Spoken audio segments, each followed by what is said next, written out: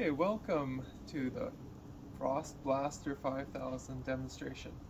Let me show you how we use this bad boy.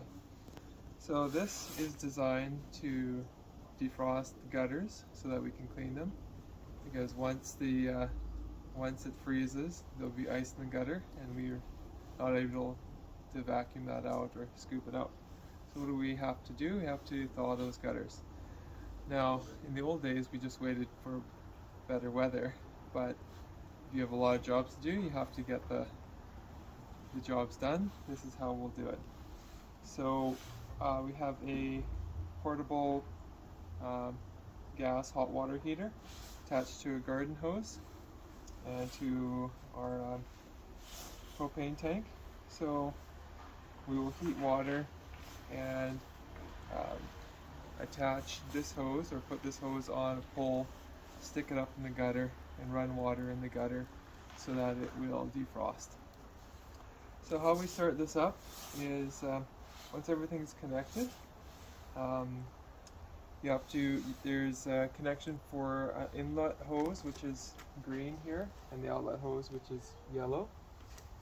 So you will connect your inlet and your outlet hoses, turn your water on, and then you'll turn on the propane tank, making sure that this is nice and tight.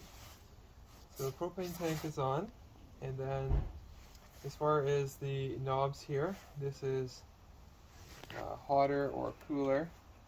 Essentially, when it's cold weather, we'll just put it on hot. And then this is for winter operation or summer operation. So summer operation just means it'll be less hot. So for winter operation, we'll put it over there. And then this is the water flow, water flow gauge or water flow knob. So less water means there'll be less water coming out of the hose, or more water. Now the more water, it means also that the temperature will be lower. So you'll have to adjust that according to how hot you want the water. Okay, so it's basically ready to go. We've turned the water on, the gas is on, settings are where we want them. Now we just turn the water on the valve, and you could hear it actually ignited.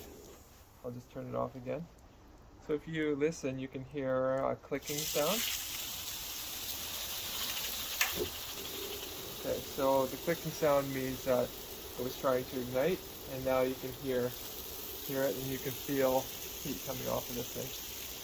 Now, this is in Fahrenheit, so essentially it's 93 degrees Fahrenheit, which is probably around 40 some degrees Celsius.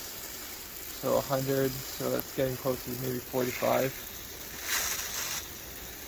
And the more water you put through it, so if I open the valve all the way, it's probably it might go down a bit, but it also depends on how much water you have going through the system. Okay, so anyway, you may not want to have the valve open all the way, depending on the temperature you want to achieve here. That's something you'll have to play with and see. Okay, the other thing is you want to put this somewhere stable, because if it's on and it falls over, then this thing could catch fire or melt.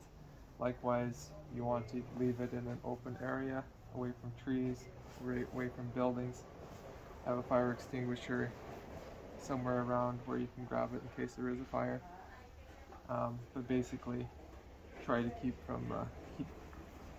it away from things that would combust. And also, if you have say you're running a pressure washer and you have a jerry can with fuel, you want to keep that away as well. Any fumes could be ignited by the flame here and then cause a fire. So keep it, when you're running it, keep it in a well ventilated area. When you're done with it, turn the gas off and disconnect the tank for moving it and storage. So, and then keep this clean, because if you get dirt or junk in here, you'll plug it up and it won't work. So yeah, those are a couple operational tips. Hopefully this will improve the gutter cleaning this season.